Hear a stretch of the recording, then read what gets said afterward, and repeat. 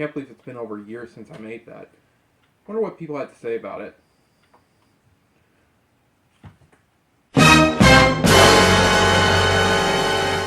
I missed 95% of the game? Well, can you blame me for missing 95%? The game was so cryptic you couldn't even figure out. But still, that's pathetic. I can't believe I did that.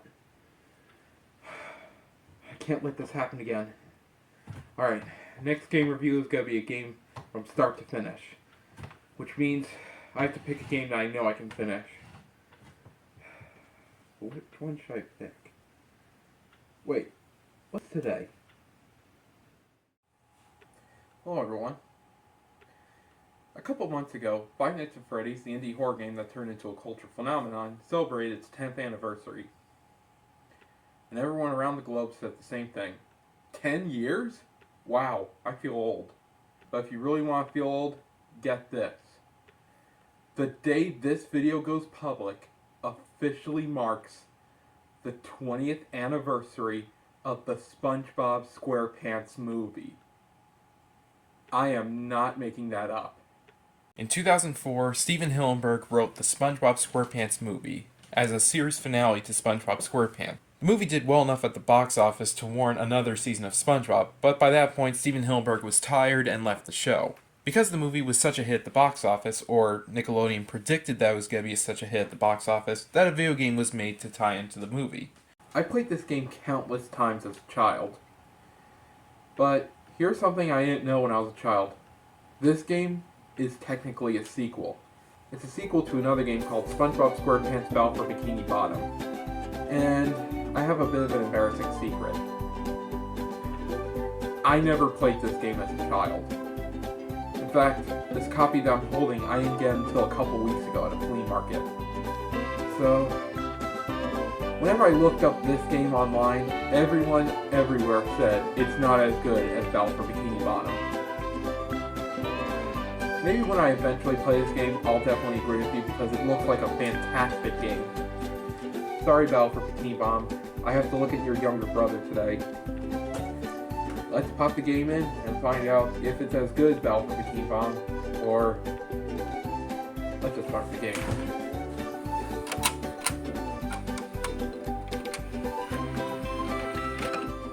So we begin the game with our very first level, No Cheese. It's basically the same opening as the movie. SpongeBob is dreaming about becoming the manager of the Krusty Krab, and he has to get to the Krusty Krab to put a piece of cheese on a burger. It's much funnier in the movie. This level is basically a simple tutorial level, teaching you the basics of the game. How to jump, how to attack enemies, how to slide, how to push buttons. It's all pretty simple. That is until you get to this part where you're supposed to learn the wall jump ability. When I was a kid, for playing this for the first time, I didn't know how to wall jump, so this is what ended up happening on my very first playthrough. But after a couple tries, I did learn how to do it, and I was able to clear the level much easier. There's really not much else to say about this level, other than Patrick's naked. Go, SpongeBob! So you jump off a trampoline, you arrive at the Krusty Krab, and hold on! How did you get here before me? I'm pretty sure I was with you at the start of the level, so how did you get here before I did? Did you take an alternate path? Why couldn't I take that path? Why didn't you tell me anything, you crustaceous cheapskate? So a cutscene plays, basically telling us what happens next in the story. SpongeBob wakes up from the dream, he runs to the Krusty Krab 2's opening, expecting to be promoted to manager, only for Mr. Krabs to reject him, then he goes off to get drunk on ice cream. Again, it was much better in the movie. We then enter the second level at Goofy Goober's Ice Cream Party Boat, and it's here that we place Patrick for the first time. When I was a kid, this was one of my favorite levels. I really love all the creative rooms they created for this level. There's this one room where you go inside a giant ice cream cone, there's another room with a giant pool of chocolate, and there's even this room which is a giant freezer. I love it. Although I do have to question something. What the heck is this flavor supposed to be? This is clearly vanilla, this is clearly chocolate, so what is this flavor? Blueberry? I mean, you might think that at first, but then you realize it's the exact same color as the walls. So, what, did they just not give a flavor here? Or they just fill a tub of water, then let it freeze over? Yeah, next time you're at an ice cream shop, see if they have a flavor just called ice. It's also here that we're introduced to one of the core mechanics of the game. This is where we're introduced to Mindy for the first time. Don't worry, Patrick. You'll meet me later in the story. And no, your ears aren't playing tricks on you. That's Scarlett Johansson voicing Mindy. Yes, that's Scarlett Johansson. It's here that Mindy introduces us to one of the most annoying gameplay aspects, having to collect Goofy Goober tokens. In this game, you collect Goofy Goober tokens similar to how in Super Mario 64 you collect stars. It's here that you need to collect Goofy Goober tokens in order to unlock specific abilities that can help you progress through the game. When you approach a new level, Mindy will tell you you need a certain amount of Goofy Goober tokens in order to unlock that specific ability, which can be used in that specific level. Which means the game wants you to revisit levels you've already completed and collect any Goofy Goober tokens you may have missed. I love right here when you can select the different levels, they kind of warn you about going into levels. Okay, I want to go to this one. Yes. Are you sure you're sure? Yes already! Alright, you asked for it. Wait, what is that supposed to mean? So after getting out of Goofy Goober's Ice Cream Party Boat, we enter our first Paddy Wagon stage. The Paddy Wagon stages in this game are pretty annoying. In these stages, you drive the Paddy Wagon from start to finish. You have to drive the Paddy Wagon from the Krusty Krab all the way to the edge of Bikini Bottom. Which would be simple, but the biggest issue with these stages is there's no checkpoints. If you die at any point in this stage, you start all the way from the beginning. Now, to save time, I'm not going to go over the details of every single level. If I did, we'd be here all day. But here's how each level plays out. You know the stage, Mindy asks you for more Goofy Goober tokens, she gives you a power-up once you obtain those Goofy Goober tokens, you go through the stage, do what you need to do, and collect the Goofy Goober token at the end in order to progress to the next stage. In this level, you have to destroy giant radio towers advertising playing topless, then you have to enter the Thug Tug and retrieve the Paddy Wagon key. It's called the Smash. Do you kiss your mother with that mouth? Then it's another Paddy Wagon stage where you have to open the gate in order to escape the Thug Tug. Then you have a boss fight with the frogfish, then you go down into the trench. God, focus. You fight a couple monsters. Then you get out of the trench and enter into an underwater wasteland. Jeez, sadly this is the most realistic level in this game. If I was gonna play in an underwater wasteland, I'd just play Super Mario Sunshine. Let's not go that far.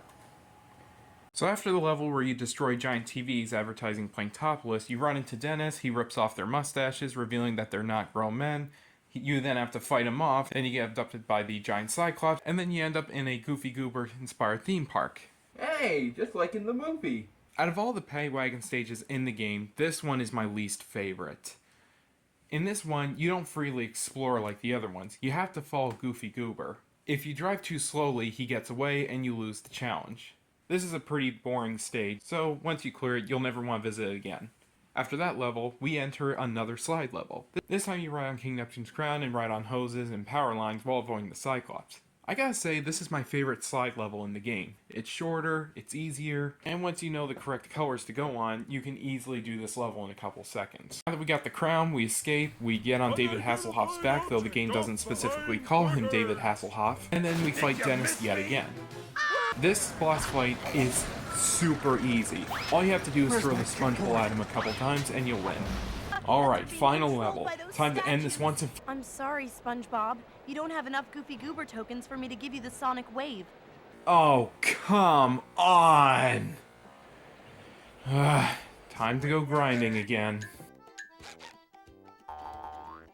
Alright, now that we got the Sonic Wave guitar, time to go through playing topless. Time to destroy the giant towers, and my god is that hard to do. This is easily the hardest level of the entire game. It basically pushes your knowledge of the game to the limit.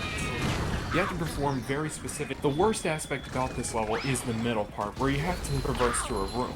You have to avoid spikes, you have to hit buttons, you have to do wall jumps on moving platforms, which is very easy to mess up. I mean seriously, every time I attempt this, I either fall off or die. Over and over and over again.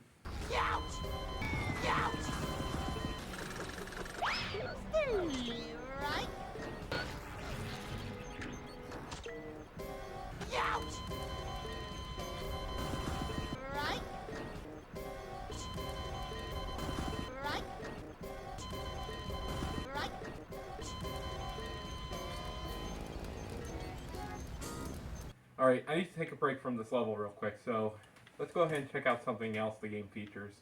In each level of the game, you find these little treasure chests. There are a certain number of them in the game, and once you collect the treasure chest, it unlocks a special bonus in the game itself. Extra section on the options Oh, really? menu. When I open a treasure chest, I'm hoping to find an unproduced copy of 12 Tales Conquer 64. These treasure chests can unlock some pretty cool things. You get concept art for the movie, you get trailers for the movie. You also get to view some alternate costumes for Spongebob.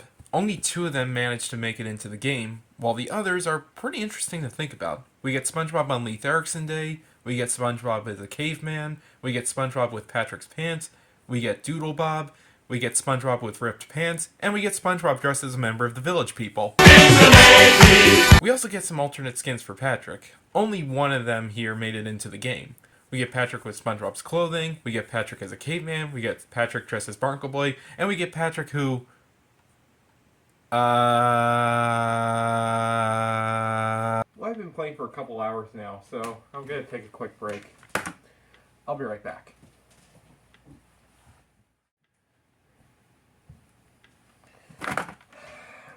Alright, I'm back.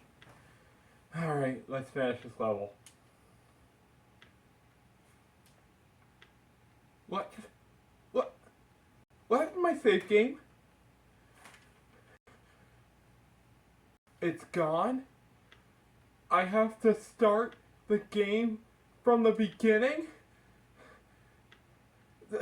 I have to get this video out.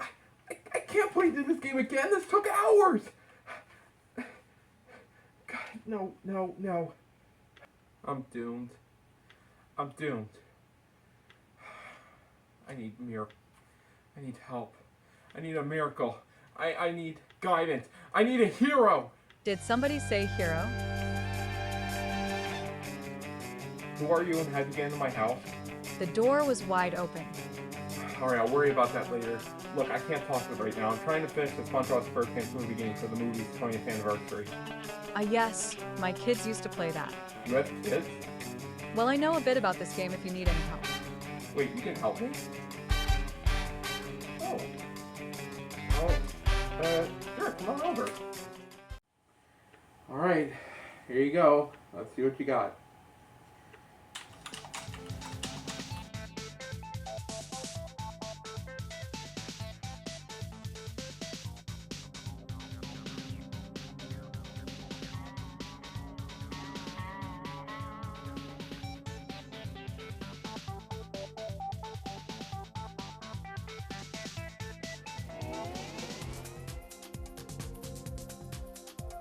How did you do that?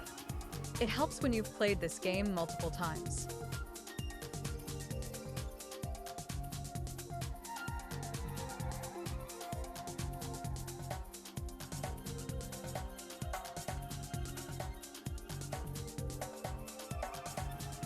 Wait, you can do that?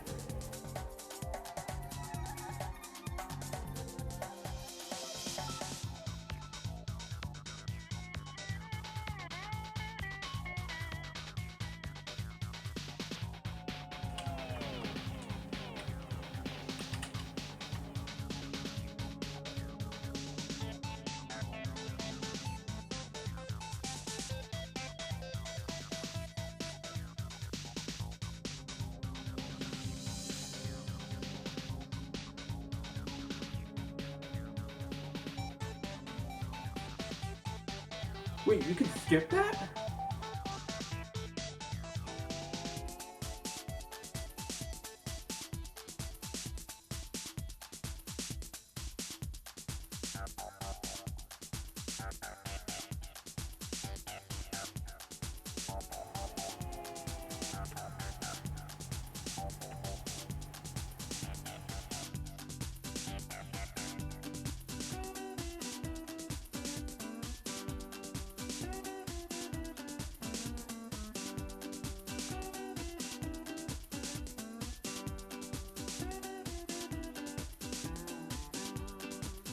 How'd you know how to do that?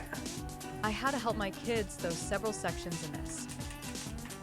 Well, that's a cool shortcut, but you still have to go through the other... What?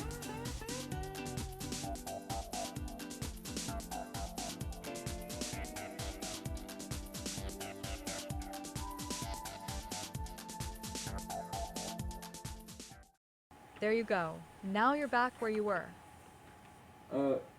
Thanks for that. To enter the second part of the level, you do a couple platforming, you defeat a couple enemies, and then you defeat the giant plankton statue at the end, and the level's finally complete. Alright, time to get to the Krusty Krab 2 to end the game once and for all. In order to get there, we need the Paddy Wagon, but if you recall, the Paddy Wagon got eaten. Well, Mindy says she can bring it back if I bring her 50 Goofy Goober tokens! Well, you know what that means. Time to go back into other levels and get what we need. Thankfully, this is where I can introduce you to the Sonic Wave Guitar Challenge. And, well, here's how it works. You stand on the stage thing, you activate the Sonic Wave guitar, and you fly through rings. Okay, you know what? I think I can retitle this game Super Sponge 64. So you get the necessary Goofy Goober tokens, and you enter the final Paddy Wagon stage, Drive of the Knucklehead McSpazatrons. It's basically the Sandwich Driving 101 level, just in reverse, and it looks worse than it did before. A lot harder, but nothing I can't do. So you drive towards the end of the stage, which is the beginning of the first Paddy Wagon stage. You drive off a ramp and crash into the Krusty Krab 2, even though in the movie they just crashed from the Krusty Krab 2 right after defeating Dennis. Yeah, this game didn't follow the movie that well. And now, time for the final boss fight, which is King Neptune. All hail, Plankton! So what you do in this boss fight is you have to run around the Krusty Krab 2, turn the tables, and then King Neptune's going to shoot a laser at you, then you have to hide behind Mr. Krabs so the lasers deflect right back at him. Then you hit him with the Sonic Wave guitar, do it a couple times, and you win. After fighting King Neptune for a bit, you then get to the second phase of the fight where he destroys the floor with his trident. It's also right here that the game plays the only song that's used from the movie, Goofy Goober Rock. Time to jam out to some rockin' tunes. Huh? Oh, right, I'm on YouTube. Well, YouTube will most likely take down this video if I try to use the music, so enjoy this song I have lying around.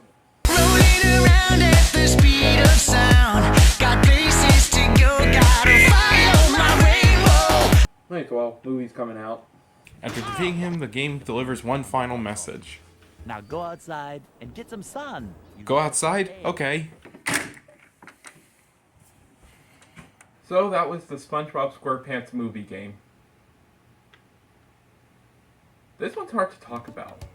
Even though this is a game from my childhood and I treasure it so much, I'll be real, it is pretty easy. It does have a couple bugs and glitches that make the game way too easy to exploit, and I'll be honest, from what I've seen and heard, I will admit it's not as good as Battle for Bikini Bottom. But even though Battle for Bikini Bottom is the better game, it doesn't mean this game isn't good. I still really enjoy this game, and apparently a lot of people do as well. If you're a SpongeBob fan, definitely go ahead and play this game. But if you're not a SpongeBob fan, you might have trouble liking this game. So I'll leave it up to you guys to determine whether or not this game is good. And now that I've completed the video game, I'm ready to go watch the movie for the 20th anniversary of the Spongebob Squarepants. Oh, come on! Is there something wrong? You're still here? I just wanted to make sure you were okay. I can't export any of the clips I'm making for this video. I was hoping to get this video in time for the Spongebob Squarepants Movie anniversary, which was on November 19th. Sometimes good things take time to happen. I guess you're right, but it's been over a year since my last game review. Don't worry. I'm sure your fans will understand. And if you need any more help, I'll always be here for you. Well, you were a big help, so I guess you could stick around if you want. Yeah, I never got your name. What's your name again? Oh, my name is Flora. Friend by day and fighter by night. Well, nice to meet you, Flora. Alright, might as well get back to work. Hopefully this will work.